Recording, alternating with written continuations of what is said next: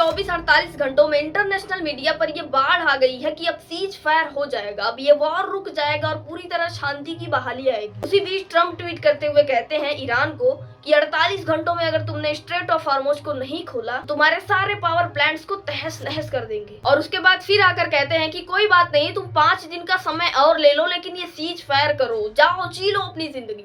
क्योंकि ट्रम्प का ऐसा कहना है पूरी दुनिया के प्रेस को कि बहुत अच्छी बातचीत चल रही है, ईरान उनसे रिक्वेस्ट कर रहा है, सीज फायर के लिए बात कर रहा है और पूरे 15 पॉइंट्स का डील चल रहा है इस वॉर को रोकने के लिए। उसके बाद ईरान कहता है कि ये कब हुआ, हमने ना ट्रम्प से डायरेक्टली बात किया ना इनडायरेक्टली बात किया, तो ये कब हो गया, कौन से 15 पॉइंट और कौन सा सीज फायर।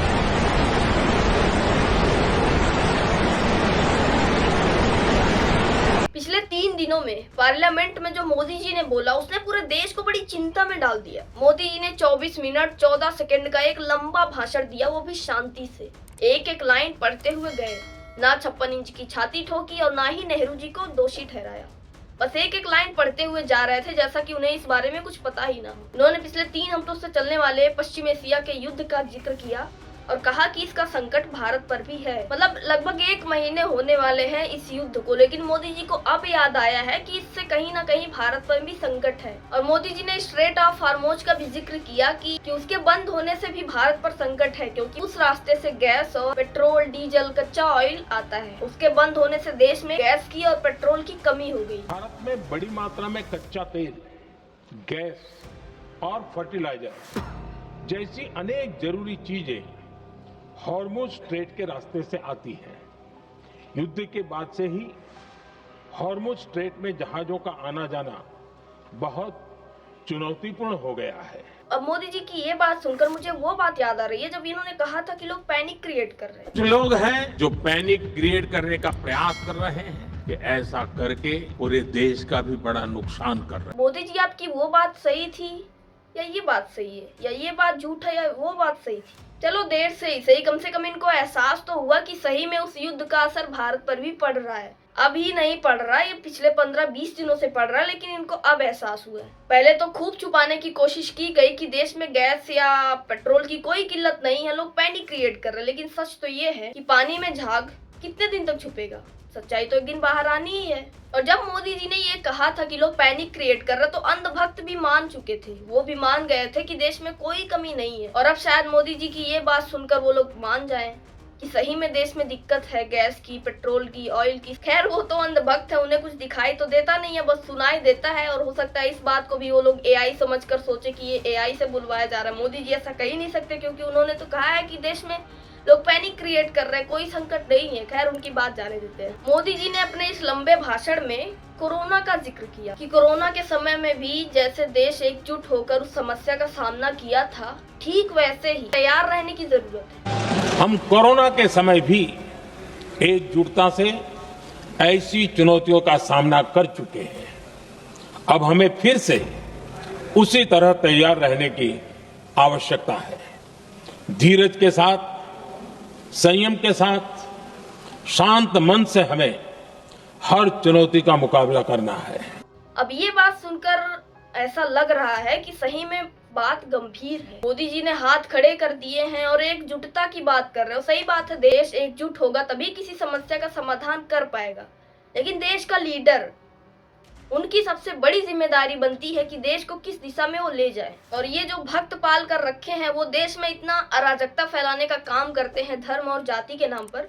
इसके लिए आप ये वीडियो देख सकते हो, मैंने रिसेंटली अपलोड कर रहा है। अगर इन भक्तों को मोदी जी कुछ संदेश दे देते कि ये धर्म और जाति छोड़कर जो समस्या आन पड़ी है देश में, उस पर ध्यान लगाओ भक्तों, तो शायद ये जो आए दिनों मीडिया में चिल्लाते रहते हैं, लड़ते रहते हैं, वो कम हो सके और असल समस्या पर भी ध्यान दिया जाए। वो स्ट्रेट ऑफ हॉर्मुज की चिंता जता रहे थे, देश में संकट है उसका चिंता जता रहे थे, लेकिन क्लियरली ये नहीं बताया कि ये संकट कब तक खत्म होगा। 24 मिनट का लंबा भाषण दिया, उसमें संकट के बारे में बताया, कोरोना का जिक्र किया, एकजुटता की बात करी, लेकिन अमेरिका और इजराइल का एक बार भी जिक्र नहीं किया कि अमेरिका ने जो मिसाइल गिराया था, ईरान के 165 मासूम बच्चों की जान चली गई थी, उस पर कोई चिंता नहीं जताई। इजराइल को फादरलैंड कहते हैं और वॉर से ठीक पहले वो इजराइल गए भी थे, लेकिन फिर भी उनको इतना सा भी भनक नहीं लगा कि वॉर होने वाला। और इस वॉर के बारे में उन्होंने क्लियरली ये भी नहीं कहा कि इस वॉर में किसकी गलती गलती है। और ये भी नहीं कहा कि इस युद्ध में भारत का क्या रोल है, भारत इसमें क्या भूमिका अदा करेगा, कि शांति लाएगा,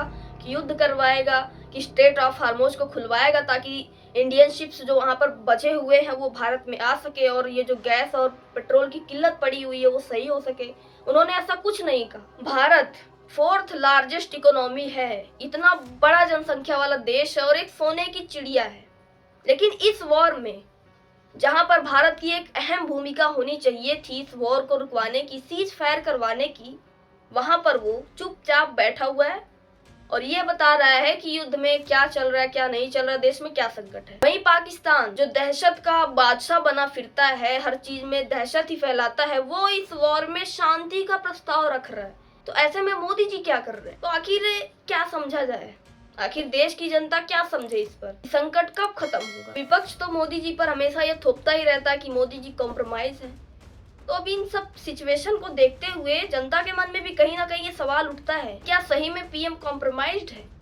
आखिर क्यों वो अमेरिका और इजराइल के खिलाफ एक शब्द भी नहीं बोल पाते? आखिर क्यों मोदी जी ने ये नहीं बताया कि स्ट्रेट ऑफ हार्मोज कब खुलेगा और देश में ये जो संकट आन पड़ी है वो कब तक खत्म होगा? खैर, अगर मोदी जी अपनी जिम्मेदारी पूरी शिद्दत से निभाते तो ये संकट ही नहीं आती, और संकट आए भी अगर इसमें भी वो जिम्मेदारी निभाए तो ये संकट जल्दी टल सकती है, लेकिन इनमें से वो कुछ नहीं कर रहे। चलिए हम देखते हैं, इंटरनेशनल न्यूज पर नजर डालते हैं और देखते हैं कि सीज फायर कब होगा और स्ट्रेट ऑफ हार्मोज खुलने की कब तक आशा है। पिछले 24-48 घंटों में इंटरनेशनल मीडिया पर ये बाढ़ आ गई है कि अब सीज फायर हो जाएगा, अब ये वॉर रुक जाएगा और पूरी तरह शांति की बहाली आएगी। उसी बीच ट्रम्प ट्वीट करते हुए कहते हैं ईरान को कि 48 घंटों में अगर तुमने स्ट्रेट ऑफ हार्मोज को नहीं खोला तो तुम्हारे सारे पावर प्लांट्स को तहस नहस कर देंगे। और उसके बाद फिर आकर कहते हैं कि कोई बात नहीं, तुम 5 दिन का समय और ले लो, लेकिन ये सीज फायर करो, जाओ जी लो अपनी जिंदगी।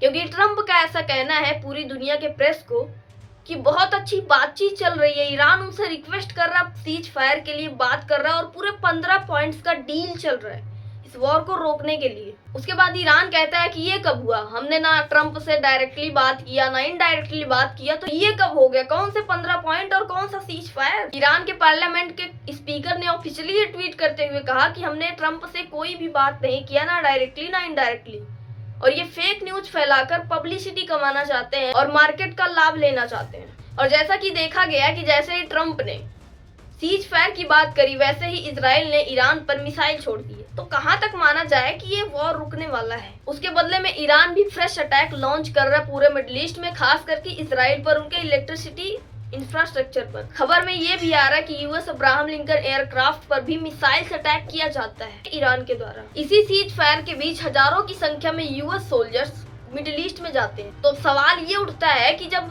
सीज फायर होने वाला है, शांति का प्रस्ताव रखा जा रहा है, तो सोल्जर्स मिडिल ईस्ट में क्यों जा रहे हैं? क्या ये किसी बड़ी साजिश का संकेत है? आखिर जब सीज फायर होने वाला है, अब कोई वॉर नहीं होगा, कोई अटैक नहीं होगा, तो आप सोल्जर्स की जान को खतरे में क्यों डाल रहे हैं? आप तो वॉर जीत चुके हो ना, तो ये क्यों किया जा रहा है? अब जब आप वॉर जीत चुके हो, सीज फायर की बात कर रहे हो, तो इजराइल को आप परमिशन कैसे दे रहे हो कि वो ईरान पर मिसाइल से अटैक कर रहा है? अब इसको क्या माना जाए, सीज फायर या फिर कोई बड़ी प्लानिंग? अब कहीं ना कहीं व्हाइट हाउस में कोहराम मचा हुआ है और उधर ईरान मजाक उड़ाए रहा कि ट्रम्प पागल हो गए, वो अपने आप से बातें कर रहे हैं, हमसे कोई बात भी नहीं हुई है सीज फायर की, फिर भी वो कहते जा रहा है कि हम वॉर जीत चुके हैं। सवाल उठता है कि क्या सच में ट्रम्प की याददाश्त थोड़ी कमजोर हो गई या फिर वो कोई बड़ा प्लान बना रहे हैं वॉर का? क्या सच में ट्रम्प कोई प्ले एक्टिंग कर रहे हैं या फिर वो ये बात नहीं जानते हैं कि इस वॉर को पूरे 1 महीने हो चुके हैं और कितना सारा नुकसान हो रहा है, बिना गलती के लोग मारे जा रहे हैं और वो कह रहे हैं कि हमने वॉर जीत लिया है, और उधर ईरान कह रहा है कि हमसे कोई बात नहीं हुई है, ये झूठा रायता फैला रहे हैं। आखिर ट्रम्प ऐसा कर क्यों रहे हैं? या फिर उन्हें सच में नहीं पता कि इस वॉर हम जीते हैं या हारे हैं? क्योंकि उनसे भी बड़े प्ले एक्टर उनके आसपास हैं जो बड़े कॉन्फिडेंस के साथ झूठ बोल रहे हैं। आप सुनिए। It was one for the history books, truly. And it's because we have a president of the United States that when he sends his warfighters out to fight, he unties their hands. We negotiate with bombs. You have a choice as we loiter over the top of Tehran, as the president talked about your future. president has made it clear that you will not have a nuclear weapon. मतलब क्या confidence है ना, झूठ बोलने का confidence कोई इनसे सीखे। और जहां तक ट्रम्प ये कह रहे हैं कि 15 पॉइंट्स पर बातचीत चल रही है, चलिए उसके बारे में जानते हैं कि वो 15 पॉइंट आखिर हैं क्या। इन 15 पॉइंट्स में सबसे इम्पोर्टेंट पॉइंट को जान लेते हैं। पहला है औपचारिक समझौते पर चर्चा के लिए 1 महीने का युद्ध विराम। दूसरा है ईरान की परमाणु हथियार क्षमता को समाप्त करना। तीसरा है अपने क्षेत्र में यूरेनियम संवर्धन का विरोध करना। और चौथा है यह सुनिश्चित करना कि स्ट्रेट ऑफ हॉर्मुज खुला रहे। पांचवा अपने अत्यधिक इनरिच्ड यूरेनियम के भंडार को इंटरनेशनल एटॉमिक एनर्जी एजेंसी को दे देना। उनके जितने भी मेजर न्यूक्लियर साइट्स हैं उनको डिसमेंटल किया जाएगा। हालांकि इन्होंने अटैक करके उसको पहले ही डिसमेंटल कर दिया था, लेकिन फिर से किया जाएगा, जो इस्फहान, नतांज और फोर्डो में स्थित है। और उनके जो प्रॉक्सी एक्टिविटीज है, हमास, हौथी, हिजबुल्लाह, जिनको सपोर्ट करना है, वो ईरान नहीं करेगा। और उनकी जो मारक मिसाइल क्षमता है, संख्या है, उसको एक सीमा तक ही सीमित रखना और फ्यूचर में मिसाइल्स के यूज को सिर्फ आत्मरक्षा तक ही सीमित करना। तो ये पूरा प्रस्ताव है ट्रम्प का सीज फायर का। और ये ट्रम्प ने पूरी दुनिया के सामने कहा कि वो एक पीस प्रेसिडेंट है, वो शांति चाहते हैं। और वॉर तो उन्होंने किया नहीं था, वो तो आप सभी जानते हैं। वैसे जहाँ तक इस प्रस्ताव की बात है, इसको अगर आप अच्छे से रीड करेंगे तो आपको दिखेगा कि इसमें ईरान का तो कहीं फायदा दिख ही नहीं रहा है, सारा का सारा ट्रम्प का फायदा दिख रहा है। तो आप ही बताओ, क्या ईरान को इनके प्रस्ताव को स्वीकार करना चाहिए था? ईरान इनके प्रस्ताव को स्वीकार कर लेता, लेकिन उसका जो मानना है, उसका जो कहना है, उसकी जो शर्तें हैं, वो ट्रम्प मानने को तैयार ही नहीं है। वो तो अपनी ही जिद पर अड़ा हुआ है कि फ्यूचर में अटैक्स की गारंटी चाहिए, कि फिर तुम ऐसा अटैक नहीं करोगे। लेकिन ट्रम्प वो शर्त मानने के लिए तैयार नहीं है, तो सीज फायर होगा कैसे? भले ही आप अपने आप को दिखा लो कि मैं एक पीस प्रेसिडेंट हूँ, मैं शांति चाहता हूँ, लेकिन दुनिया को आपकी हरकतें पता है। आपने वेनेजुएला के साथ किया, वो भी सब जानते हैं। उसके बाद आप ईरान पर अटैक करते हैं, वो भी सब देख रहे हैं। वहाँ पर एक स्कूल पर मिसाइल गिरा दिया जाता है, जहाँ पर 165 मासूम और बेगुनाह बच्चे मारे जाते हैं, वो सब दुनिया देख रही है। तो आप ये जो नौटंकी कर रहे हो कि हम पीस प्रेसिडेंट हैं, हमने उनको ऑफर किया है, स्वीकार ना करे तो उनकी गलती है, तो ईरान ऐसे ही स्वीकार नहीं करने वाला। आपको भी इसकी शर्तें मान लेनी चाहिए। भाई इनको शर्त मानने में इतनी दिक्कत क्यों हो रही है? देखो, ये किसी के सपोर्ट में मैं नहीं कह रही हूँ, लेकिन जहाँ तक इंसानियत की बात है, कोई भी प्रेसिडेंट हो, कोई भी प्राइम मिनिस्टर हो, कोई भी अपने देश में क्या कर रहा है उससे दूसरे देश को फर्क नहीं पड़ना चाहिए। लेकिन ट्रम्प अपने आप को बाहुबली दिखाना चाहते हैं। वो ग्रीनलैंड पर कब्जा करेंगे, वेनेजुएला पर कर ही लिए, ईरान पर करेंगे, इजराइल तो साथ है ही, तो वो विश्व गुरु बनना चाहते हैं। लेकिन अब ऐसा ही कोई बर्दाश्त थोड़ी ना करेगा। आप हमारे घर में आओ, हम ही को मारो, हम ही पर राज करो। अब सवाल ये उठता है कि इनके बीच मोदी जी को क्या करना चाहिए। अब देखो, ईरान तो मोदी जी को अपना दुश्मन ही मान रहा है, क्योंकि मोदी जी वॉर से पहले इजराइल गए हुए थे, इसीलिए वो इंडियन शिप्स को स्ट्रेट ऑफ हॉर्मुज से गुजरने नहीं दे रहा है। चलो, ईरान दुश्मन मान रहा है, कोई बात नहीं, लेकिन इजराइल, अमेरिका, ये तो मोदी जी के पक्के दोस्त है ना। इजराइल को तो फादरलैंड बताते हैं और ट्रम्प को तो माय फ्रेंड डोनाल्ड ट्रम्प कहते हैं, तो ये मित्र है, वो फादरलैंड है।